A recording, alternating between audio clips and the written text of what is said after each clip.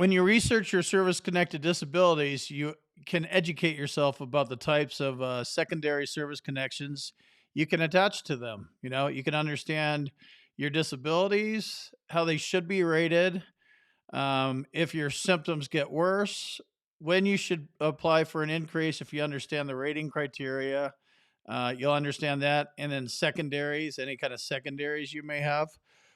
So all sorts of good reasons to do the research and understand this stuff. If you got denied if your claim was denied, you can read your decision letter and it says on there what evidence you were missing. So that's good. Oh, okay, you were missing the nexus. Cool. Now know you need to go find a nexus. Um, if you have a disability that's currently bothering you and you're thinking about getting it service connected, you should probably take a look and see if it's something that the VA will even compensate you for.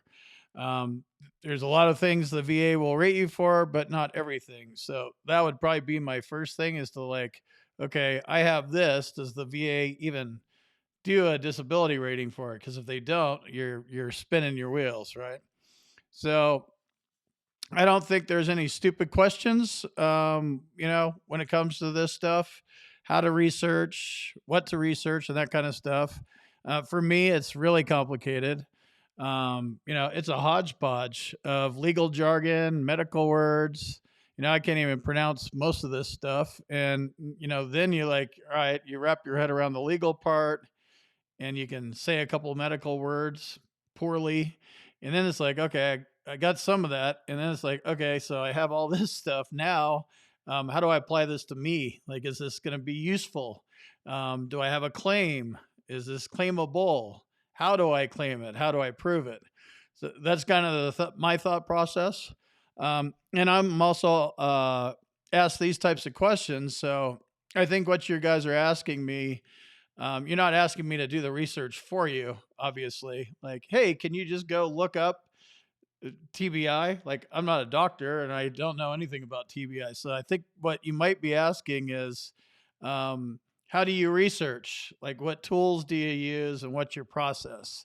And if that's not what you're asking, that's what you're going to get in this video. So I'm going to show you how I would do things, and I'm going to use a couple examples.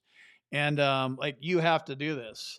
Do not ask questions on Facebook or YouTube and like and wait around for somebody to answer them. I mean, if you're asking me a question, what happens if I'm down with chronic fatigue syndrome for 4 days and I don't move out of bed? I hope it's not, urgent. So keep going after it. But I think what you're asking typically is like, how do I do it? Like, what is the CFR? And what's your process on Google or whatever? So that's what I'm gonna show you. So you're gonna need to do the following: a browser with google.com. That's where it starts. Like, Google it literally starts with google.com. I know it's redundant, but I just want to be clear. You're gonna need a PDF reader so you can download CFR 38 Part 4, the Schedule for Rating Disabilities. There's online versions of them.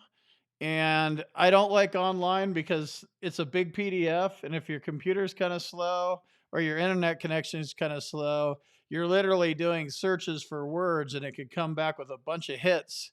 And it takes forever potentially on the internet. So download the PDF and do it on your computer. I'm on a Mac.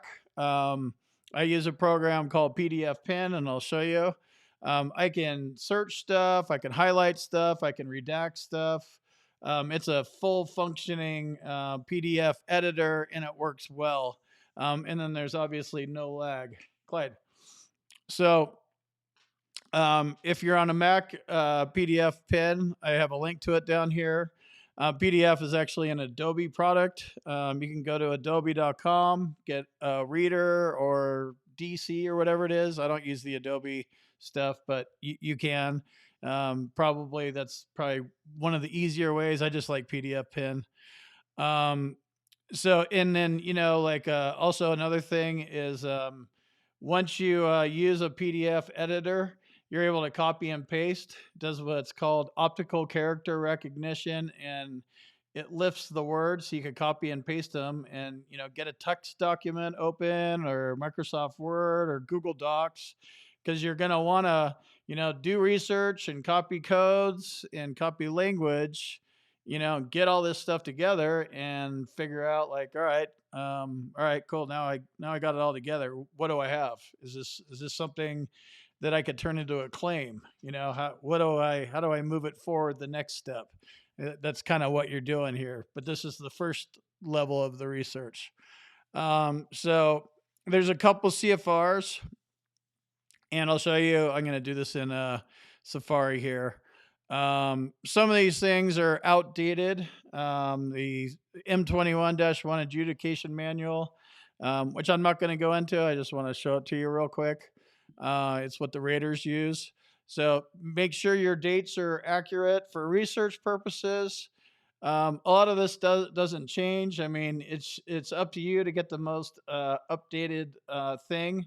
But for research purposes, what you can get your hands on will at least get you pointed in the right direction. I get it. Something that's 5 years old, something might have changed. Things probably did change, but they don't really change all that much. And you'll at least be able to figure out, like, something about your ear or your foot. Um, if you need help, um, I would hire a accredited claims agent, like a good VSO, or a claims agent would be happy to explain how he took, like, okay, I have all this stuff. Like, is this a thing? Is this something I could file a claim for? Like, I think I need medical evidence, and I think I have some over here.